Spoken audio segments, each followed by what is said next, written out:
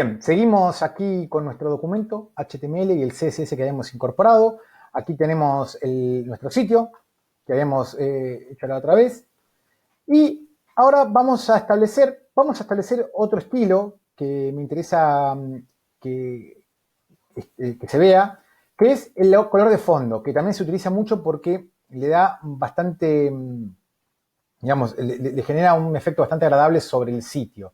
Vamos a cambiar el color de fondo de nuestro header, ¿no?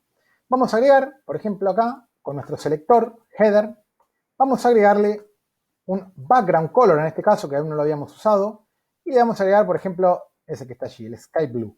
Yo lo salvo, hago un F5 y ahí me aparece el estilo de fondo del elemento header. Fíjense que el header, ¿por qué aparece todo hasta el final? Bueno, porque el header, si yo me posiciono en el header, me ocupa todo el ancho de mi pantalla. El header contiene los elementos que están adentro, pero el header, fíjense que me ocupa todo el ancho, por lo tanto, se aplica el estilo a todo el elemento de bloque en este caso es el header, porque de bloque porque me ocupa todo mi ancho. Bien, ¿qué otra forma podemos o tenemos de agregar estilos a los elementos? Bueno, esta manera no es la única forma de agregar estilos, es decir, llamando al selector por la etiqueta, que el selector sea la etiqueta. Hay otra opción que es a través de clases y a través de ID, pero nos vamos a focalizar más en las clases. Porque, ¿qué ocurre si yo, por ejemplo, quisiera cambiar los elementos de link que tengo aquí en mi header, que tengo estos elementos que son los elementos A, que son de link? Quiero cambiar estos elementos, quiero cambiarles los estilos, algunos estilos específicos, pero no quiero cambiar estos que están aquí abajo, que son otros elementos A, los quiero hacer de otra manera, por ahí quiero que tengan otros estilos diferentes. Bueno, si yo llamo a los elementos por la etiqueta A, voy a estar implementando, modificando todos los A. O sea, estos que están aquí abajo y los que están aquí arriba. Entonces, para esto están las clases. Las clases nos van a permitir diferenciar elementos de otros elementos. Por ejemplo, yo le voy a explicar, le voy a decir a esta clase a estos elementos A, les voy a decir que la clase es un atributo más. La clase es un atributo más de los elementos. Así como vimos el href, atributo de la etiqueta A, bueno, las clases son atributos de las etiquetas, las tienen todas las etiquetas que están dentro del body, ¿no? Es lo mismo, clase, y yo acá le tengo que poner una clase. ¿Qué clase? Bueno, el nombre que se me ocurra a mí, tiene que ser algo que sea más o menos identificatorio de a qué elemento yo le estoy agregando. Por ejemplo, vamos a agregarle ítem del header. Vamos a agregarla así. Y a todos estos elementos A, yo le voy a agregar, a todos los elementos A, yo le voy a agregar la misma clase. Bien, le agrego la misma clase. Entonces, fíjense que todos tienen la misma clase. Yo me voy a mi documento, lo recargo, y fíjense que acá, si nos vamos a inspeccionar aquí, tiene la clase item header, como se ve aquí. ¿Ven? Bien, ya tengo mi clase. Ahora yo, ¿cómo hago la referencia en mi CSS para, bueno, modificar este elemento, estos elementos aquí? Bueno, yo me puedo ir aquí y en lugar de llamar a la, como yo venía llamando acá, voy a llamar a la, voy a llamarlo por la clase. La característica que tiene CSS para llamar por clase es que se utiliza el punto. Cuando utilizo el punto es porque estoy haciendo referencia a una clase. Simplemente con un punto y el nombre de la clase, item header.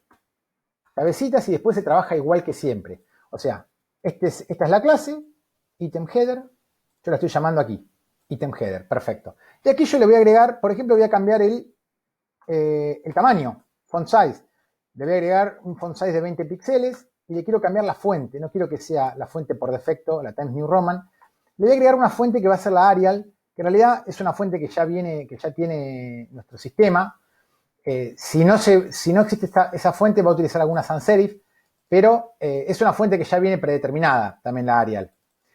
Si yo quisiera utilizar otras fuentes, bueno, podría utilizar fuentes de Google Fonts, por ejemplo, las puedo descargar a mi proyecto y agregarlas. Yo aquí lo guardé, voy a recargar la página y fíjense cómo cambió. ¿Cómo me fijo que los estilos fueron aplicados? Más allá de verlo, yo me pongo a mi sector derecho, recuerden, del inspeccionar, en mi sector derecho, que tengo los estilos, y aquí tengo punto item header, el font size que yo le agregué recién, y el font family Arial. Entonces aquí ya estoy visualizando que se aplicaron los estilos, más allá de verlos, ¿no? Por ejemplo, otra cosa que yo quiero es quitarle estos simbolitos de aquí, estos circulitos, puntitos, que me indican que es una lista. Bueno, sí, está bien, pero no quiero eso. También se los puedo sacar. En este caso no es el A, no son los elementos A, son los elementos li. En este caso yo voy a aplicar a todos los elementos li. Fíjense, si yo me posiciono en un elemento li, tienen un... aquí, list style type, el tipo del estilo de la lista es un disk, es un disco, digamos, el disquito ese chiquitito que está ahí. Por defecto viene acá. Eso es de la UL, del UL en realidad. ¿Ven? De la lista desordenada. Entonces yo voy a poner acá UL y le voy a decir list style type y le voy a poner none, que no quiero ninguno. Lo actualizo y aquí me quitó los elementos. En este caso no, tengo la única lista. No, tengo otra lista acá. Bueno, fíjense ese detalle, tengo una lista acá. Entonces vamos a poner acá una clase. Voy a hacer lista header para no quitar a los otros y acá le voy a poner punto lista header. De esta manera yo actualizo, aquí sigue sin aparecer, pero aquí abajo continúo con los estilos. Esto después por ello lo puedo cambiar, por ahí quiero que sean cuadraditos, quiero que sean triangulitos, o quiero que sean más grandes, o puedo incluso yo, digamos, guardar una imagen de un simbolito que yo haga, por ejemplo con Photoshop, crear un icono y luego cargarlo en mi proyecto. En este caso lo voy a dejar así. Bien. Bueno, hasta ahora estuvimos trabajando con los estilos, con estas medidas de font size. Yo establecí por aquí los píxeles. Estos píxeles son unidades de medida. Vamos a ver que hay otros tipos de unidades de medida, como los porcentajes, que son relativos. Estos son absolutos, porque nunca cambian. Siempre son píxeles en cualquier dispositivo. Y otra cosita que quiero mostrarles es el tema de la adaptabilidad, porque hoy en día hay muchos dispositivos que se utilizan para ingresar a las páginas web. De hecho, una notebook, una computadora, hoy en día no se utiliza tanto como un celular. Si uno ve las estadísticas, la mayoría de la gente utiliza más el celular que una computadora, ni hablar las de escritorio, pero sí por ahí una notebook. Sin embargo, el celular es lo que está ganando hoy en día. Entonces, es muy importante saber maquetar también y desarrollar en mobile, lo que se llama mobile, en dispositivos móviles. Una opción para verlo aquí en el inspeccionar, yo puedo simular cómo se vería en un celular, por ejemplo, o en un dispositivo móvil, es a través de esta opción que está al lado de la etiqueta Elements. Hago clic aquí y fíjense que se me ve en lo que sería una versión reducida, una versión mobile en este caso. Y aquí arriba yo tengo las distintas opciones en las que puedo ver cómo sería, por ejemplo, en un iPhone 5, en un iPhone 6, en un Galaxy S5, perdón, puedo ver cómo se vería, incluso puedo agrandar para ver cómo se ve. Y a partir de aquí yo podría hacer cambios. ¿Cómo podría hacer cambios, por ejemplo, para que se vea de una manera en celular y de otra manera en desktop o en notebook o en monitores más grandes? Bueno, hay un elemento en CSS que se llaman las media query. Las media query son elementos que yo puedo utilizar para establecer estilos propios en dispositivos móviles, es decir, cuando la pantalla es más chica. Esta se llama media query y se escribe de esta manera. Media, yo voy a poner only screen para que solo se utilicen las pantallas.